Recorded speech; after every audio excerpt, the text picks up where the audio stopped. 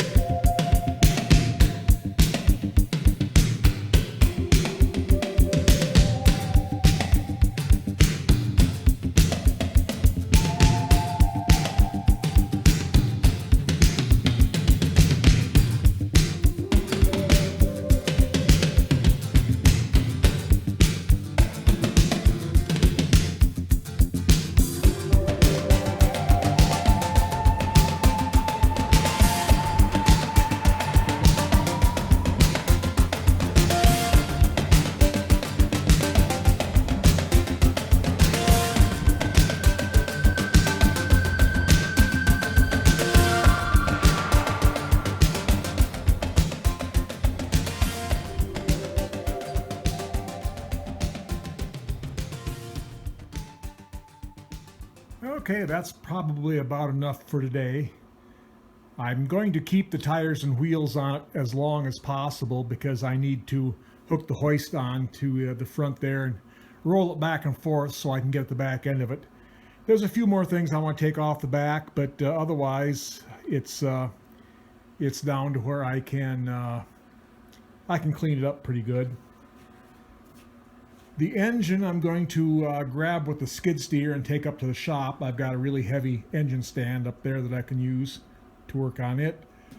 Some of these other parts, I need to get a couple of boxes or maybe some totes and kind of sort things out and put them away. I need to disassemble my front end a little more, frame rails need to be cleaned up. And I've got the torque motor from the power steering there. I have not been able to find a video on YouTube that has anybody working on these original WD45 torque motors. So I guess mine will be the first when I tear into this one. It needs seals. It's leaking. The pump is bad, but that's no big deal. I can put some sort of an automotive pump on it. The torque motor doesn't care what kind of a pump it's plumbed up to. All it cares about is pressure and flow.